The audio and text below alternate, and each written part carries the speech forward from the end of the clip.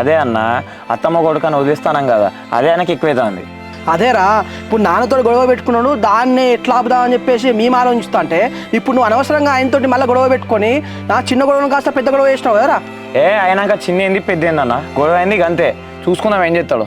ఇందుకేనా ఊర్లు ఉంటాను నువ్వు ఇన్నోలేమో వెన్నెలతో లవ్ అని చెప్పేసి నడిపించినావు ఇప్పుడేమో వాళ్ళ అన్నతో లొల్లు పెట్టుకుంటాను. ఇట్లా చేస్తే ఊర్లో మన పరువు ఉంటుందారా. సప్పుడేక హైదరాబాద్ కనుకో పోయి ఆ ఇంటర్వ్యూలు అటెండ్ అయ్యి ఆ జాబ్ చూసుకోపోన్నాడు. ఆ శివకు భయపడి నేను ఊరు వెళ్ళి హైదరాబాద్ ఎందుకు పోతానన్న దివాళి వరకు ఉన్నామని చెప్పినావు కదా. చలో నేను కూడా నోముల తర్వాతనే పోతా. దివాళికి ఉండడం కాదురా నోముల ముందు రోజు వచ్చి అయిపోయినాక వెళ్ళిపోతూ కానీ ఇప్పుడు నువ్వు ఇంట్లో ఉండకు అనవసరం గొడవలద్దు. సపరేట్గా బ్యాగ్ అమ్మ సైజు నన్ను తీసుకొని హైదరాబాద్ కనుకో నీ పొలం కాడికి పోయేస్తా.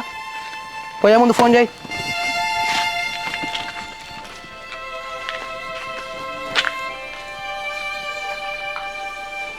అమ్మ అన్నేందే మనుషులను పెట్టించి మా అమ్మ కొడుకుని కొట్టిస్తా అని అంటాడు. అట్లా చేస్తూ